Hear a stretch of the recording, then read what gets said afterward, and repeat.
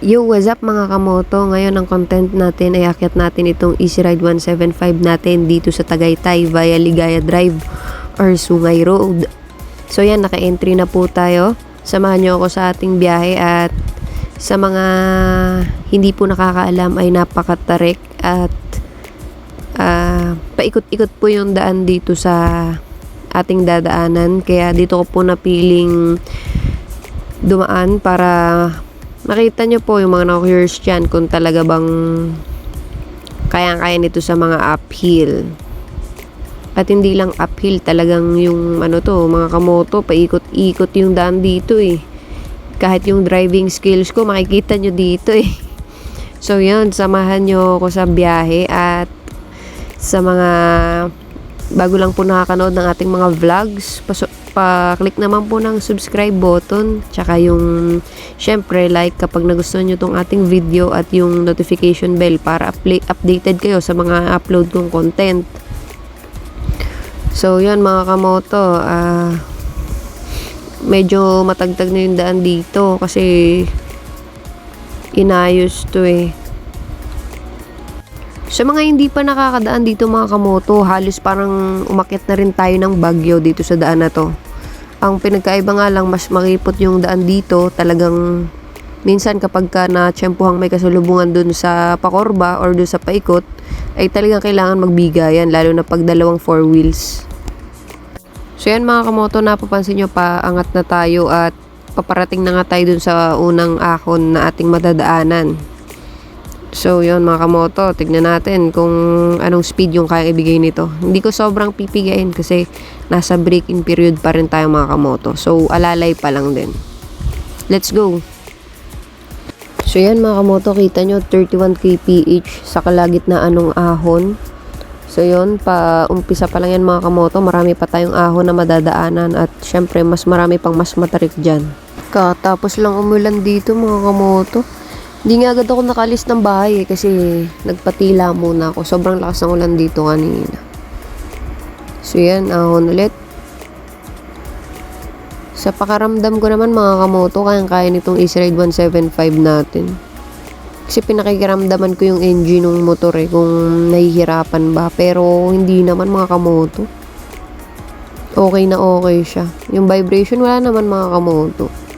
Tolerable kasi umaahon tayo eh. Wala naman sigurong sasakyan na sobrang tarik ng inaahon pero napaka smooth pa din, di ba? Yan mga kamoto, bali familiar na ako dito sa daan na to. Madalas na ako dumaan dito. Dala ko 4 wheels tsaka yung low cc ko ng motor. At kahit yung kauna-unahang motor ko ay dito ko rin ako nadaan. Pagka gusto kong pupunta ng Tagaytay. Kasi from Tanawan City, Batangas, going to Tagaytay, siguro kaya ng 40 minutes mga kamoto. Unlike mga kamoto, pag dun tayo dumaan sa main road, yung papuntang Laguna, patungo dito sa Cavite, abutin siguro tayo ng mga 1 to 2 hours. Meron din namang isa pang daan yung Palipa, Batangas, paikot ng Lemery. Malayo din, pares lang din mga kamoto. So, bali from Tanawan, ito na nga yung pinaka-shortcut. May isa pa rin gentong daan dito mga kamoto, pero mas maiksi pa rin to. Ito nga lang yung pinaka-matarik. Tsaka mas pinaka-delikado. Kaya kapag bago ka palang dadaan dito, kailangan dahan-dahan lang at maging alerto, maging maingat. Huwag magpandalas. At kapag gabi ka naman dadaan dito, kailangan malakas yung ilaw mo kasi madilim dito mga kamoto pag gabi. Siya mga kamoto, tingnan nyo itong ahonin natin ha. Pakatarik nito. Tapos matagtag pa. Pero grabe, smooth pa rin yung suspension. Sobrang ng comfort. 10/10 yung comfort at yung suspension itong Easy Ride 175 natin. Sorry, hindi pa pala ahon mga kamoto. Ito pala yung spot lang na pwedeng pagpicturean. Kita kasi dyan yung view ng Taal. Bali, ito pala yung mga kamoto yan. Dito sa part na to, ito yung mahabang ahon eh. Di lang super halata sa video pero mahabang pa ahon yan mga kamoto talaga. Pagka hindi nakakondisyon yung motor or sasakyan mo, talaga gagapang ka rito mga kamoto. Kitang-kita nyo naman si Easy Ride 175 natin mga kamoto. Grabe, panlaban to. Yun. So, medyo natapos na yata yung paggagawa ng daan dito. Bagong gawa. Pakatagtag mga kamoto. Pero, grabe. Okay na okay talaga yung suspension mga kamoto. Easy Ride 175 natin. So yan mga kamoto, kita nyo kung ganong katarik yan sa kasalubong natin yan. Dahan-dahan lang dito mga kamoto. So yan, ang tarik. Sabay yan to mga kamoto. Yan. Kayang-kaya ni Easy Ride 175 mga kamoto. Tarik nan mga kamoto, kitang-kita nyo naman. Kaya dun sa, kung napanood nyo yung unang uphill and downhill test ko, kung nabitin pa kayo dun, kung nahihinaan pa kayo dun, ito na yung panoorin nyo, ito yung mas panoorin nyo. Talagang dito nyo makikita kung kaya nga ba ni Easy Ride 175 umahon sa matatarik. So yan, hindi ko na kailangan mag-explain mga kamoto, kita nyo sa vlog natin na kung gaano niya kayang-kaya talaga. Hindi napapagod yung katawan ko masyado mga kamoto pag ito yung dala kong motor talaga. Kaya ang sarap talaga nito sa long rides. Sobrang solid yung suspension. Tamang-tama. By the way mga kamoto, almost 100 kilos nga pala kami. Kasi may back ride po ako. So 55 kilos ako. Si back ride around 40 to 45. So yun, 100 kilos mga kamoto. So yun mga kamoto, huwag nyo nga pong kalimutang i-click ang subscribe button. Salamat po sa mga sumusuporta sa ating mga vlogs. Salamat po sa mga nagre-recommend sa comment section. Salamat po sa mga naki-operate mga kamoto. Salamat po sa mga nanonood. So yun, salamat mga kamoto. Click nyo lang po yung subscribe button natin at notification bell. At yan po ay supportan nyo na rin sa akin. Supportan nyo na rin po. Salamat po in advance sa mga sumusuporta at sa mga magsusubscribe. Sana po yung dami ng views natin, ganun na din kadami yung subscribers ko mga kamoto, no? So, bali wala pa naman po tayong kinikita sa YouTube at nagsisimula pa lang naman po tayo mag-vlog. Although dati nagba-vlog na tayo ng paunti-unti. Pero hindi tayo masyadong makafocus. Until now naman hindi pa sobrang focus, pero at least nakakapag-upload na ako ng ilang-ilang videos din.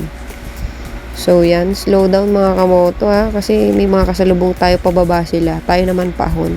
Kung nakikita nyo na medyo nawawala sila sa lane, pwede nyo silang ilawan or bumusig na kayo para maging aware sila. So ingat-ingat mga kamoto pag ganito yung mga dinadaanan nyo. Napakaganda mong makita ng paligid. Grabe, ang daming green. Sarap talaga sa mata ng color green mga kamoto. Sobrang nakaka-relax sa mata yung mga puno, no? So, yan. Bali, talisay pa rin ito mga kamoto. Dahan-dahan kayo sa part na to mga kamoto kasi marami pong mga nakatira pa rin dito. At, syempre, may mga tao pa rin po minsang hindi natin nakikita agad na tumatawid or nasa gilid, baka po madanggil natin. Dahan-dahan kayo mga kamoto. Grabe basa yung daan, kauulan lang talaga dito. Siguro kasabay ng ulan dito yung sa Tanawan kanina, sobrang lakas talaga. Kala ko di na matutuloy itong akyat natin sa Tagaytay, dala si Easy Ride 175 natin. So yun, sana hindi tayo mamatayan, pero napainit ko naman siya mga kamoto ng ayos. So feeling ko hindi naman siya mamamatay. So yan mga kamoto, ahon ulit tayo. Yan, hindi ko sobrang pinipiga mga kamoto kasi nasa break-in period pa nga po tayo. At syempre, hindi naman kailangan magmadali pag mga ganyang daan. Kumbaga, pinakikiramdaman ko din kung nahihirapan ba yung makina. Kung okay ba yung performance ni Easy Ride 175. Kasi hindi lang naman ito yung motor na nadala ko dito. So, yun. Madjudge ko naman sa pakaramdam din. At syempre sa mga motor din, kumpara din sa mga motor na inahon ko. From lower cc to 175cc na pinakamataas na cc na nadala kong motor.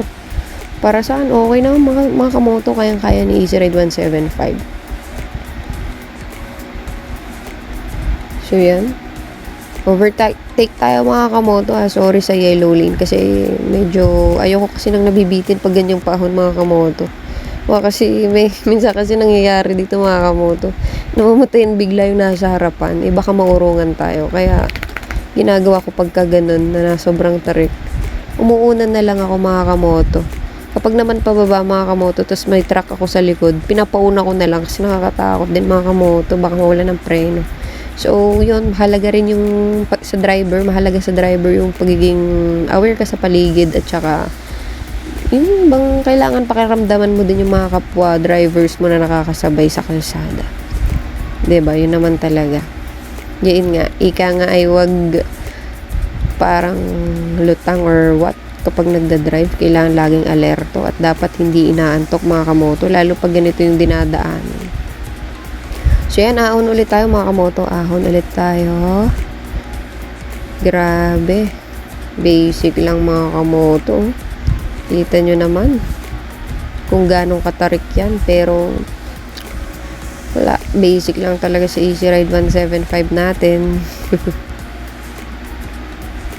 Ito na yung sa lahat ng nadaanan ko sa paggagala ko gamit ang motor. Parang ito talaga yung kalsada or daan na matarik talaga na nadaanan ko. Kaya dito ko talaga to tinesting. Gusto ko na siyang iakyat ng Tagaytay. Kasi dito talaga masusubo kung gaano ba talaga kalas to. So yan. Bali, hindi ko pa natetesting yung top speed ng ADV 175 ko mga kamoto. Kasi nasa braking period pa rin tayo. 700 kilometers na odo pa lang tayo mga kamoto. Siguro pag nakapag-break in na tayo, pwede natin i-testing yung top speed. Pero nakakaban ako mga kamoto kasi nagbabasa na rin ako sa group Parang ang bilis ng top speed niya. Tingnan natin kung kakayanin ko nga bang isagad yung top speed nito. Niisip ko kasi mga kamoto, magaan lang kasi ako pag nag-top speed ako mag-isa. Baka, alam mo yung nakakatakot. Kasi nakamotor pa din tayo. At saka, syempre, ayoko naman na kapag na-aksidente tayo ay mandadamay pa tayo ng iba sa kalsada. So, siguro, if ever na i-content ko yun, hanap ako ng spot na talagang straight lang para makapag-top speed tayo na ayos. So, yun mga kamoto. Finally nga pala po. Andito na tayo sa Tagaytay. So, left turn, papunta nga po yan sa Rotonda at right turn, papuntang People's Park at Picnic Grove. So, yan mga kamoto. Kitang-kita nyo yung performance ng Easy Ride 175 natin. Kayang-kaya niya. Grabe, ang lamig dito mga kamoto. Hindi ako nakapag-gloves. Ibang-iba yung yung lamig ng paligid dito kumpara dun sa baba kanina. So yun mga kamoto, gagala muna kami at sana nagustuhan nyo tong content natin. Yung subscribe button mga kamoto. Maraming salamat po sa mga magsusubscribe at salamat din po sa mga sumusuporta. Okay mga kamoto, magmamapa na ako at maghahanap ng galaan. Salamat sa panonood at ingat din kayo palagi mga kamoto sa paggala nyo, sa pagre-rides nyo.